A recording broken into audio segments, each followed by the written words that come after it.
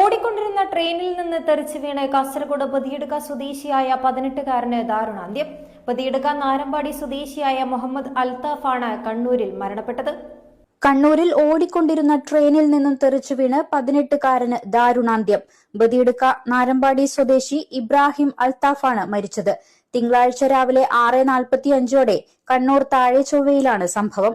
കോഴിക്കോട് നിന്ന് സുഹൃത്തുക്കൾക്കൊപ്പം മലബാർ എക്സ്പ്രസിൽ കാസർഗോട്ടേക്ക് വരികയായിരുന്ന അൽത്താഫ് കഴിഞ്ഞ ദിവസം 4 വിദ്യാർത്ഥികൾക്കൊപ്പം കോഴിക്കോട്ടേക്ക് വിനോദയാത്രയ്ക്ക് പോയതായിരുന്നു.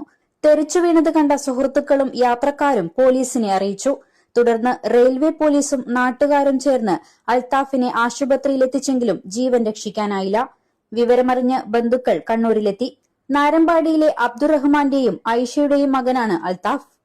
News 14 live Kasaragod.